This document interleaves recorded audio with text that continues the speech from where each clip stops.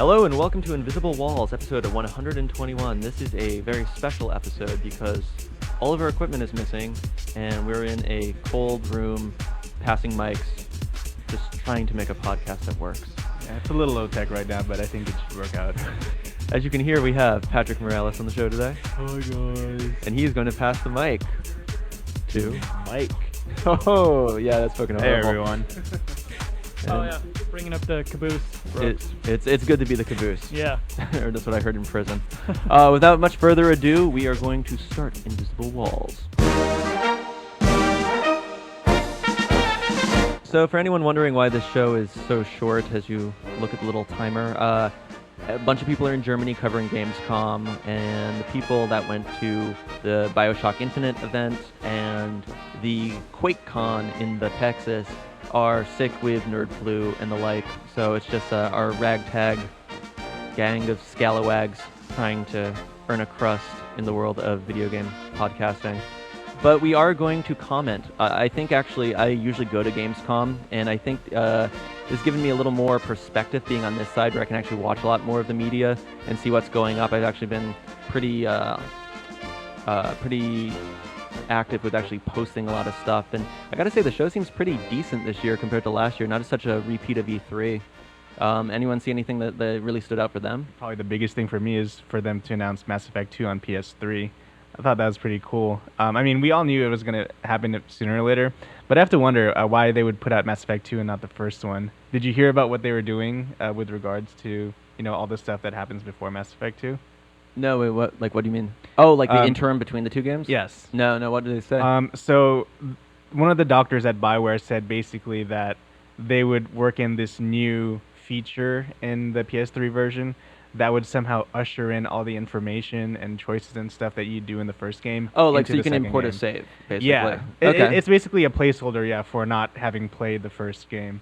I don't know how I feel about that, because Is that going to be like a choose your own adventure app or something like that, or what? they're still outlining it. We're not sure exactly what it'll entail, but I don't know. Part of the appeal for Mass Effect 2 for me was, that's your. playing You've through already the played the first one. game to Yeah. completion on insane difficulty. Yeah. And you're excited about that. It's this game that you've already played is coming out on PS3. I just think it's cool. I mean, it's a huge 360 exclusive to see it on the PS3 is pretty cool. Yeah, for, but I think people doing it. ever since EA kind of bought BioWare, I think we all saw it was kind of heading Yeah. that way. For sure. I guess my curiosity is it going to launch when 3 comes out? Is it going to launch day and date between both versions? Would be like the more long run thing. That's another thing, yeah. And speaking of sales statistics, another thing we're now going to talk about is the NPD, because that is the domain of Shane. Yeah, the press conferences were pretty good. Mike, I see you're getting past the conch shell. Anything? Well, I wanted to further comment on Mass Effect. So, I mean, you mentioned that stuff to import your choices possibly, but what else is going to be different about the PS3 release that's going to give incentive to people to buy? Because it seems like a lot of people already jumped on board the 360 version, and if it's just going to be bare bones, like, is that too little, too late? Yeah, obviously it doesn't have much value for people that already have a 360 and played the second one, but it's a huge deal for PS3 owners that don't have it, and it comes with almost all of the downloadable content that's come out for it so far. Yeah, and it kind of makes sense that they announced this in Europe, because it's definitely Sony land over there, and that is a AAA game for sure. Sony had a pretty good press conference in general. I mean, EA's press conference was good too, other than like the flashing wizards and starting off with The Sims. Crisis multiplayer was the demo is a little boring, but it's I don't know, it's cool to like them actually show it. Speaking of multiplayer, Killzone multiplayer, 3, yeah. Looks like that's going to be a staple of anyone's PlayStation diet in the future. It looked pretty decent. Yeah, I was reading about it on the blog, and they're reworking the whole class system. They're including this cool little feature where, depending on how well you do in multiplayer, you'll be featured in like cutscenes. Apparently, Okay. I don't know. Fame, 15 minutes. And things like that, like the classes, the squad systems. They'll have like prioritized squad audio channels, like in MAG. Seems to be pretty cool, and plus you saw that huge robot that the guy climbs into in the trailer. Yeah, definitely cool. Pretty neat. Brooks, you got something to lay down? Yeah, it just seems like Sony is really doing a good job, because a lot of things I'm hearing from you guys and what I've been seeing from the show is like predominantly Sony. And one of the things that stood out in my mind is the Infamous 2 trailer. I really like that. That was pretty neat. You guys caught that, I assume. Yeah, good song. Yeah, I thought that was pretty cool. I wasn't really big on the first one so much, but I like where this one's going. I like the direction it's taken. I'm looking forward to that. Yeah, I think the other big one was Resistance 3 being announced with that like weird live action. I guess everyone's calling it a teaser, but it's like 3 minutes long. I think I think we'll see another big viral campaign for Resistance this time around, and that's a series that's kind of like it was a really strong launch title, and then 2 kind of tried to add a lot of things and wasn't quite as strong maybe across the board. Yeah, it I seemed mean, like 2 was a little hit or miss with some people. yeah, like some of the AI routines and stuff like that. And I mean, I know, Patrick, you kind of dug the weird kind of co-op thing it had, but I wasn't the biggest fan. I think maybe it was just trying to wear a lot of hats. And I know everyone's expecting every game to have co-op and multiplayer and single player. Yeah. But maybe they'll get the perfect storm. But goddamn, Insomniac's just designing so many games. Ratchet and Clank, what is it, All for One? Online co-op, I mean, it makes sense. I mean, Ratchet and Clank have always been together for the most part. Yeah, I know they get separated from time to time, but it's kind of cool. And they still have their mystery EA project, which was still yet to be announced, That's along right. with Suda's crazy Mikami game that is yet to be announced. And Do you think EA's they're press still going to go conference through said, with it? I think it's still in the works. We're actually supposed to do a Suda interview at Gamescom. We're recording this on Wednesday, and it hasn't happened yet. But they were very like anxious about like, what are we going to be? What can you submit questions you're going to ask him ahead of time? And we're like, we're going to ask him about his game design theories, maybe anything about the new EA project. Like, we don't think we can say much about that. Cool. Well, good to know it's still alive. He's a stylish dresser as well. Going back to BioWare, I have to wonder, what do you think about the Dragon Age 2 debut teaser? I know we've seen screenshots of it from that whole Game Informer coverage, but now that we see more of it, the teaser was a little underwhelming for me. Yeah. It kind of reminded me a little bit of the kind of the commercials that came out right around when Dragon Age came out, which were kind of like people fighting on a soundstage or something like that. Well, at least no Marilyn Manson this time. I was actually more impressed with some of the stuff I heard coming out of Comic-Con where people were able to play it, where it sounded like, I know last week we had that really long RPG discussion, but it was kind of interesting. Another take on it is that it sounds like it's going to be kind of that Rashomon thing where people are going to tell stories about your hero, and how they define you in the stories is how you're going to be playing. I don't know if the entire game's going to be like that or just certain sections, but if someone hates you, he's going to be like, oh, that hero, that fucking asshole, yeah, like he wasn't, he couldn't do anything, and you're gonna be like some weakling, and then like some fanboy is gonna be like, he was so awesome, he was like Sephiroth in Final Fantasy VII, and he and you're gonna be like badass or something like that. The de-PCization of that, I guess we hit upon last week a little bit as well, is a little concerning. But I mean, I guess if people are just building for consoles now. I mean, even to talk about QuakeCon, they were saying like, they didn't show it. You have to be there to see the Rage stuff, but Justin, who's out with Nerd Flu, saw Rage running simultaneously PS3, 360 PC, and I don't really think PC is a lead SKU anymore, which is a little depressing. But Yeah. especially for those guys. Speaking of that, I know we talked about it before we started recording. The Rage on the iPhone. Yeah. Holy fucking shit! And what Carmack's saying, it's stronger than the Xbox Wii. One and the PS2. Yeah. It's pretty crazy because he said that it doesn't make very many compromises from what you're seeing on the consoles, and it still has all that crazy stuff that he coined, like the mega textures and Yeah, that crazy the lighting. animation was great. It looked a Yeah. little flat, like there was some kind of surfaces and architectures and stuff like that. You can but tell that they scaled back a little bit, but it looks the pretty darn animation was good. great. I Yeah. mean, the question there is control.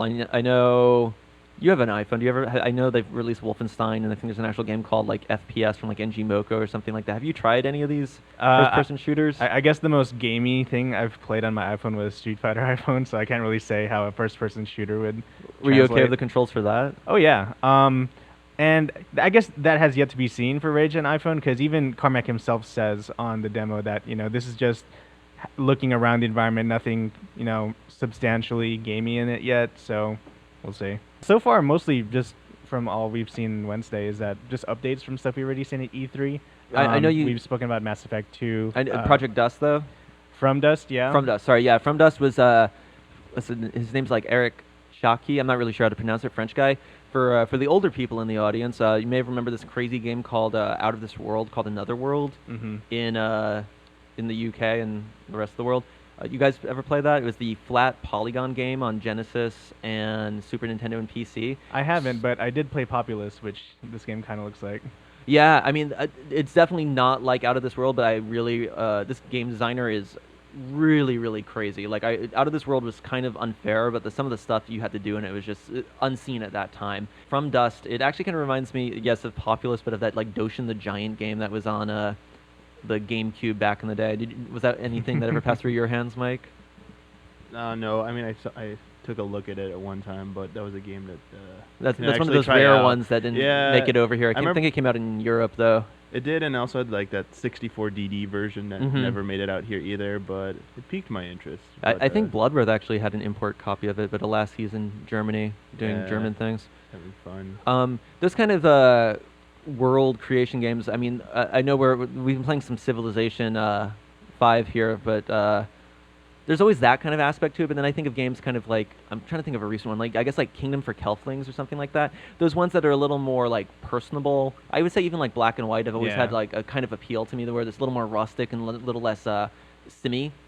Speaking of Sims, Microsoft's finally putting out a new flight simulator, just called Flight. Been a long time coming. No, but From Dust looks really, really cool. I hope people put it on the radar. I decided to give it some promotional love on the site because I think it's definitely something that people should keep an eye on. For sure. I mean, when you see a lot of God games and sim games like that, they usually focus more on the interaction with the people, or customizing, like the little cities, cultures like that. To actually have a greater stake in creating the environment and kind of just playing around with it is really interesting to me. Just seeing the demo made it look like, playing around with Milkshape, that 3D program, or even like a low budget version of Maya, I guess. It looks pretty neat, and just kind of constructing these little worlds, seeing how they evolve over time, looks pretty awesome. Yeah, and I mean, I'm a big guy who likes story, even if story's not particularly told well. There's the idea, and it seems like the world seems interesting as well. Even though the tech demo is definitely pushing some other stuff, but I went back and watched the original E3 trailer, and it definitely. I don't know. You should keep it. It's an underdog, but I think it's something people should keep on their radar. I guess the opposite of underdogs would be Diablo 3. Yeah. I think we knew they were going to announce something. I was hoping for maybe another class, but They're probably saving that for BlizzCon. yeah, the what's it called? I keep wanting to call them camp followers. It's the Caravan. the caravan, and Yeah. it was interesting. I mean, it seems like they're taking some cues from Monster Hunter. Like it's going to be a lot more resource based for building up some of your stuff. I guess it's your typical RPG crafting system. They've just kind of reworked it. But it seems a little deeper than it was in the past. Yeah. Yeah. I'm curious if there's still going to be cubes that are The bigger on Haradri cube. that are bigger on the inside than on the outside. I don't know. I always use mine as a bank. So. All right, I kind of wanted to shift focus a little bit, and I wanted to just say that I'm actually getting excited more and more for Mortal Kombat. Am I the only one that's kind of on board with that, or no? Well, they released new screenshots. I guess they have. It looks really polished. I still Yeah. haven't seen it in person. I haven't seen it in action myself. I was I've only hoping seen for the a new teaser. trailer. I mean, there's so much hype. You would think they would have actually dropped something beyond some screenshots. Yeah, I know, and they announced a few new characters, and the screenshots are cool. But yeah, it really, like you, would be nice to see some more about it. Yeah, we got another Ed Boon interview. Hopefully, we can maybe get the truth on Reptile this time. That's an inside joke. After our pop kind blog. of. Other thing that kind of came out too was they had an update on the Windows 7 mobile platform. They announced the like launch lineup for the games that we're gonna release when it comes out this fall. Anything interesting? I mean, I Well, saw the one that piqued my interest the most was they announced a new Castlevania game for it. They didn't have any media for it, but the Castlevania game definitely looked interesting. And then Did you play that Castlevania Puzzle Quest clone that came out a couple weeks ago? no, You think it's just that? no, it's not gonna be that. I don't think. I think it's gonna probably be an actual like side-scrolling game. But the one thing I want to know is like how the games actually control. I haven't actually got to play some of them, and we were talking about like iPhone gaming earlier, and I'm not a fan of like touchscreen controls for like the You like controller that interface. tactile response? Well, no. It's that like for the Street Fighter 4, you have to use to move the knob. You like touch the screen and the button like the button layout. I prefer like the tactile response, but also kind of the layout on the screen. So the ones that they've been showing is on a Samsung phone, and it only has like the touchscreen interface or a keyboard, and keyboards are horrible for the button input. So I'm curious to see if they're gonna actually have a model that comes out that is designed with gaming in mind, like maybe like a gamepad or something like the rumored PSP phone. Yeah, I think I'm not the only one who was expecting for that to maybe have made an appearance after all the crazy leaks and Game Informer chest beating. But I mean, just real quick, I think Android and PSP makes a lot of sense.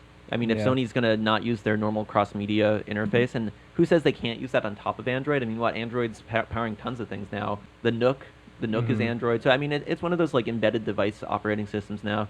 And if you have the hardware to run it, I mean, I have a shitty ass Android phone and I hate it, but I still like the operating system's pretty decent. And I think it would make a lot of sense in kind of competing against the iPod world. Yeah. I mean, I don't know if this Windows 7, I don't know. I know Justin has like a Windows mobile phone, but I never really see too much hoopla. I guess Live is a pretty good thing to have. Well, but- I have to admit, I'm more intrigued by just being able to play all the Xbox Live arcade games on my phone rather than having that, connectivity to Xbox Live. If they do have great follow through with it and you're able to play a huge library of games on your phone, I would say that may be enough for me to switch from an iPhone to a Windows phone. Yeah, it's an interesting functionality, but it's one of those things where it's like cool tech, but then I wonder about like, how you can stream your PS1 classics to your PSP. Mm-hmm. And some games too. I think a couple of the Pixel Junk PSN games you can stream to your. I know you can. So that's another thing where they could really step it up. Though I can't imagine playing Final Fantasy VII emulated on my mobile device that has a touchscreen only. That sounds like torture. Yeah. For the most part. But I mean, and if people rework things, I mean, I guess they just released Final Fantasy Tactics on the iPhone, iPad, I think, and that works with touchscreen if they actually rework it. But I once again tried to taste the poison that is Final Fantasy II, the original Japanese one, not Final Fantasy IV, and it's just horrible. Even with like the try to improve the interface, that was a waste of $7 on my touch. Well, I guess we covered a lot of stuff. I have to say, I don't think we've got any Gran Turismo stuff up, but I may have peeked around the interwebs. Gran Turismo is one of those love-hate relationships. I mean, it's been in the works for so long, but I was looking at some of the go-kart stuff and the weather, and it looks pretty fun. I mean, how can you not pick it up? I mean, even if you have a passing interest in car racing and you own a PS3, it's kind of hard to deny the majesty that is GT5, and we kind of share initials with it as well. Torchlight 2, cool, more of the same. It's kind of funny when Yeah. that got announced. It'd been announced earlier, but the trailer is up against new Diablo stuff, which is kind of nitty-gritty, and it's just Yeah. so easy to kick Torchlight to the side, even though it's a great game. We haven't seen much of it yet. It's still Wednesday, but they debuted this 3 years ago at Gamescom. Guild Wars 2. I'm looking forward to that. Yeah, we have a demonstration, and then we also have some Portal 2 stuff that should hopefully be coming up soon. The show has, unless someone breaks it in Europe, which isn't outside the realms of possibility, the GTTV this week should be premiering the first co-op trailer for Portal 2, and I've got to peek at it, and it's pretty cute, pretty awesome. I don't think I can say much else. Any final thoughts, Mr. Damiani? We didn't give any love to Epic Mickey. Oh They're- yeah, holy fuck. Yeah. Oh my god, Are yeah. you starting to Brandon believe? No, I mean, I am down with Epic Mickey. I think Warren Spector's an interesting guy. I read some of his keynote synopsis at GDC Europe about how games are not movies, which is, thank God. Yeah. That's a good point to hit home. It's kind of funny because I was looking at that and I watched the Heavy Rain move thing, and it's like, Yeah. I loved Heavy Rain, but it was so goofy. And, you just kind of Yeah. had to like it. Well, you didn't have to, but I mean, yeah, games are not movies. But man, that trailer is insane.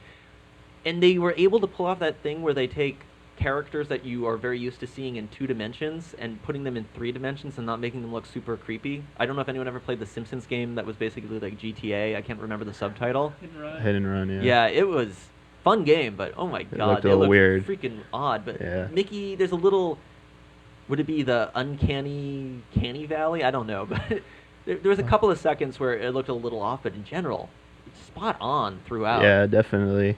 And be cool to see if it does well because, Spectre also said he wants to do a DuckTales game afterwards. Oh, yeah. He Yeah. had mentioned that he wants to do DuckTales. Like, oh shit, that'd be kind of cool. Well, maybe it can be the DuckTales meets in Inception. That episode. 'Cause No. I think Spectre could be up to that. And you had mentioned was it Move stuff. I think the one thing else I saw from Move was the Harry Potter, the Deathly Hollows Mhm. Part 1. They had the Fred and George, the actors. Wizards. The Wizards came out and they did a little wizard RPing on stage. And I don't know, like the Harry Potter games on Wii have been so for me, but and I haven't been enthralled with Move so far, but I don't know, that game kind of looks like it might be a more engaging and rewarding experience for actually using the motion controls for actually For more sh- offensive combat like based Definitely. wizardry. And speaking of Move, I think we were all kind of on the opinion for the most part that Move has a couple more core games than Connect has had. Um, and I remember everyone's sorcery is kind of the one people point is Zelda-ish. It uses the controller. You can drink the fucking potion. Yeah. They released a sorcery trailer which we didn't have from E3, and I think everyone should watch it because it has really amusing people like photoshopped in like interacting with the wand. Also, the Echo Chrome 2. We were looking for. There's so many duplicate trailers. The Echo Chrome 2 trailer we put up is it's exactly the same as the E3 trailer, except again they have people comped in, like interacting with controllers and stuff. It's kind of entertaining. I don't know. Connect continues to be a little lackluster for me. I watched Skinectimals or Connectimals. Skinectimals will be the M-rated one. I can't believe Frontier is making that game. I've been doing some research on this old game called The Outsider, and they've stopped to make Connectimals. And just the gameplay demo we put up, I'm just still not exactly feeling it. Maybe there's some better stuff, but eh. And on the Kinect front, did you see that news that came out that Rare is redesigning the Xbox avatars because of Kinect? No, I didn't hear that at all. Because games that use the your avatar icon, apparently some of them look too pudgy or something, or too curvy. It doesn't make the player feel immersive, and it looks a little awkward for some players when they're depicted on screen avatar. So they're making them more realistic looking, apparently, in So it's time gonna look for. like Home or something. They haven't shown anything, but It's they so said, funny. yeah. It's like we have Mii's, which are like super abstract and goofy, and everyone loves them, and people do like creative crap. You have Sony Home, which is like kind of tedious, and everyone tries to make themselves look beautiful, unless it's us. And then you have kind of the mix between the two of the Home, the Xbox avatars with like goofy items and stuff that are kind of minimally used. Like, I know there's a bunch of Xbox Live indie games that use avatars, and I know Kingdom for Kelflings did, but I mean it's pretty small for the whole avatar market. I like unlocking some of that shit, but it's kind of stupid. There's just something about Rare making realistic, like characters and stuff when they're known for They're just the gonna more. throw fucking eyeballs on Yeah. it. Everything's just gonna have eyes and go duh, duh, duh. And any final thoughts, Mr. Morales? Let's go around the horn and see if there's any final thoughts. I guess we got Damiani's. Anything from you? Again, it's still kind of early in Gamescom terms right now. Yeah, I but- don't think we're gonna see any bombs drop at this Yeah. point, but we still have definitely some more stuff to put up. Lots of more stuff to put up at this point. For sure. If anything, I'd love to see more Guild Wars 2, and also I'd love to see more Deus Ex: Human Revolution. I know we put up that gameplay teaser thing earlier this week. Bloodworth actually got to go to a new gameplay demo and was doing an interview. But Oh, cool. He will report. Yeah, game is looking pretty tight. Yeah, for It was sure. fun going from that target render trailer to that gameplay trailer and Mhm. seeing. I mean, the UI wasn't on there, and it definitely had Yeah. kind of set camera angles, but it's looking pretty good. It is. As a huge Ghost in the Shell geek, it definitely appeals to my interests. And Brooks Huber. All right. Well, you know what? It's definitely hit me that being there is so much different than being here at the office and seeing everything through video form, because E3 blew me away, and I had a lot of fun being there. And then even Comic-Con, getting some hands-on time with things, blew me away. But yeah, with Gamescom, nothing major has really hit me, and nothing's really resonated so far. I'm liking what I'm seeing. I'm happy about announcements, and looking forward to future installments and sequelitis, because we're getting nothing but sequels. Yeah, if you keep getting blown away, you're gonna get your name on some box quotes. 'Cause PR people love that. Blown away. This game totally blew me away. Yeah, so yeah, I mean, I have my little favorites here and there. I'm looking forward to Mortal Kombat. I'm looking forward to Infamous 2. I'm looking forward to certain like actiony games. But yeah, That's where it. I'm at. And I just one last final thought. Not really part of Gamescom, but none of us were there. But any initial thoughts on BioShock Infinite? I know Brooks, you helped out on the pop block. Yeah, I just wish it wasn't coming out in 2012. It just seems so far away right now. We're still in 2010.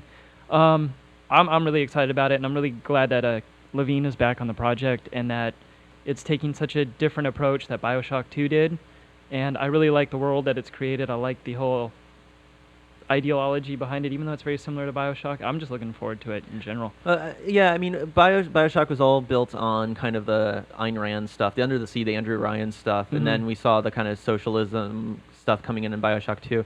Here, it seems like like pure unadulterated like nationalism, fascism, jingoistic intensity. Yeah. And I like I just those want to say aesthetics. jingoistic.